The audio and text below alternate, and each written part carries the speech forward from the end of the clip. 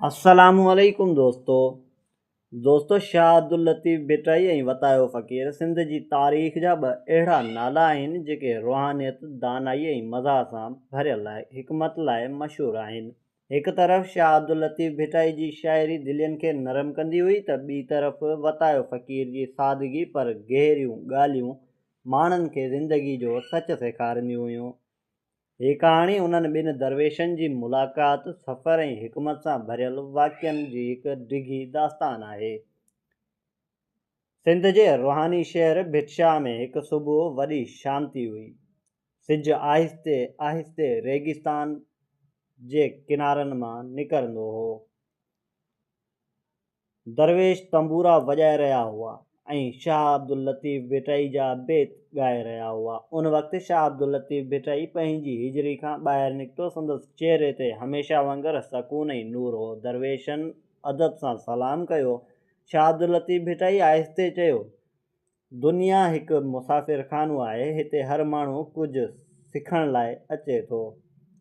एतिरे में दरवाज़े वटि हिकु शोर थियो। हिकु फ़क़ीर खिलंदो ॻाल्हाईंदो ऐं अजीब अंदाज़ सां अंदरि दाख़िल थियो। उहो ॿियो को न पर वतायो फ़क़ीर हो।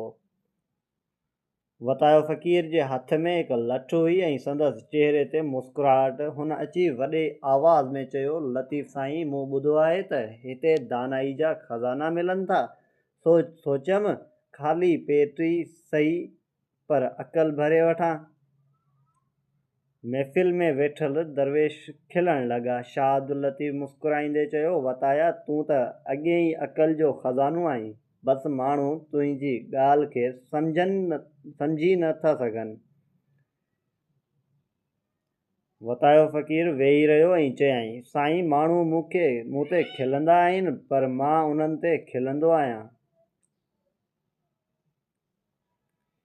छो त दुनिया खे संजीदगी सां वठण वारो आख़िरकार रोईंदो ई आहे।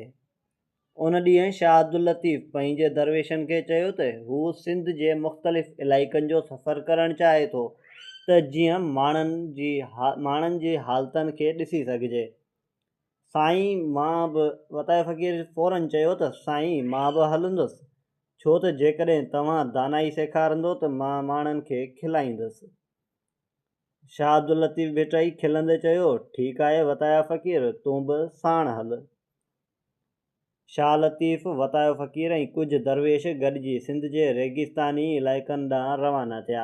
रस्ते में हुननि केतिरा ई मुसाफ़िर ॾिठा। कुझु ग़रीब हुआ, कुझु अमीर, पर शाह लतीफ़ सभिनी सां हिकु जहिड़ो सलूक कंदो हो। हिकु ॾींहुं हिकु अमीर सौदागर उन्हनि खे ॾिठो। हुन वॾाई सां चयो, ए दरवेशो, तव्हां वटि छा आहे? शाह लतीफ़ चयो, असां वटि अलाह जी मोहबत आहे। वतायो फ़क़ीर फ़ौरन चयो, ऐं थोरो बुख बि आहे। सौदागर खिलण लॻो ऐं हुननि खे मानी खाराई। सफ़र दौरान हू हिकु नंढड़े ॻोठ में पहुता। उते माण्हुनि में झगड़ो हली रहियो हो। ॿ माण्हू हिकु खूह ते दावो करे रहिया हुआ। शाह लतीफ़ ख़ामोशी सां संदनि ॻाल्हियूं ॿुधंदो रहियो। वतायो फ़क़ीर माण्हुनि खां पुछियो, खूह कंहिं ठाहियो आहे? हिकु माण्हू चयो, मुंहिंजे ॾाॾे। ॿिए चयो, पर ज़मीन मुंहिंजी आहे। वतायो फ़क़ीर खिलंदे चयो, त पोइ पाणी खां पुछो, उहो कंहिंजो आहे? माण्हू हैरान थी विया। शाह लतीफ़ चयो, पाणी अलाह जो आहे। जेको प्यासी हुजे, जेको उञो हुजे, उहो पीए। उन ॻाल्हि ते ॿिन्ही माण्हुनि जो झगड़ो ख़तमु थी वियो। हिकु राति जॾहिं सभु दरवेश बाहि जे चौधारी वेठा हुआ त वतायो फ़क़ीर हिकु ॻाल्हि कई। हुन चयो, साईं, दुनिया अजीब आहे। अमीर माण्हू निंड लाइ दवाऊं खाइनि था ऐं ग़रीब माण्हू कमु करे करे निंड में किरी पवनि था।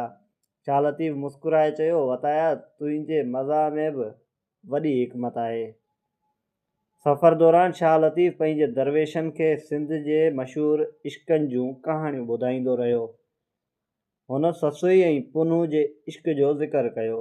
शाह लतीफ़ चयो, ससुई जो सफ़र असल में इंसान जे रूह जो सफ़र आहे, जेको पंहिंजे महबूब ताईं पहुचण लाइ हर ॾुख बर्दाश्त करे थो। वतायो फ़क़ीर चयो, साईं, जेकॾहिं ससुई वटि उठ हुजे हा त शायदि सफ़र थोरो आसान थी वञे हा। महफ़िल ॿीहर खिलण लॻी। एक ॾींहुं रस्ते में हिकु माण्हू वतायो फ़क़ीर खां पुछियो, ए फ़क़ीर, दुनिया में सभ खां वॾो बेवकूफ़ केरु आहे? वतायो फ़क़ीर बिना सोचण जे चयो, जेको सवाल पुछे ऐं जवाबु ॿुधण खां अॻु नाराज़ थी वञे। माण्हू कुझु देरि चुप रहिया, पोइ खिलण लॻा। केतिरनि महीननि जे सफ़र खां पोइ शाह लतीफ़ ऐं वतायो फ़क़ीर वापसि बेतशाह पहुता। शहर जा माण्हू वॾी ख़ुशी सां संदन इस्तक़बाल करण लॻा। राति जो दरवेशनि जी वॾी महफ़िल लॻी, तंबूरा वॼण लॻा ऐं शाह लतीफ़ जा बेत गूंजण लॻा। महफ़िल जे आख़िर में शाह लतीफ़ चयो, इंसान खे पंहिंजे अंदर जे ग़रूर खे ख़तमु करणु घुरिजे। जेको माण्हू आजिज़ी इख़्तियार करे थो, उहो ई असल में वॾो आहे। वतायो फ़क़ीर खिलंदे चयो, ऐं जेको माण्हू पाण खे वॾो सम्झे, उनखे थोरो वक़्तु फ़क़ीरनि सां गॾु रहणु घुरिजे। वक़्तु गुज़रंदो रहियो, पर शाह अब्दुल लतीफ़ भिटाई जो पैगाम ऐं वतायो फ़क़ीर जी दानाई सिंध जे माण्हुनि जे दिलनि में रहिजी वई। शाह लतीफ़ जी शाइरी अॼु बि शाह जो रिसालो में ज़िंदा आहे, जॾहिं त वतायो फ़क़ीर जूं मज़ाया ऐं हिकमत भरियूं ॻाल्हियूं अॼु बि ॻोठनि में ॿुधायूं वञनि थियूं। दोस्तो, हीअ हुई असांजी अॼु जी कहाणी। उमेदु कयां थो त कहाणी तव्हांखे पसंदि आई हूंदी। जेकॾहिं कहाणी पसंदि आई हुजे त वीडियो खे लाइक कयो ऐं वधि खां वधि पंहिंजे दोस्तनि सां शेयर कयो। ऐं दोस्तो, जेकॾहिं चैनल ते नवां आहियो त चैनल खे सब्सक्राइब करणु न विसारना। मिलंदासीं हिकु नई वीडियो सां गॾु। तेसीं ताईं रखो पंहिंजो ख़्यालु। अल्लाह हाफ़िज़।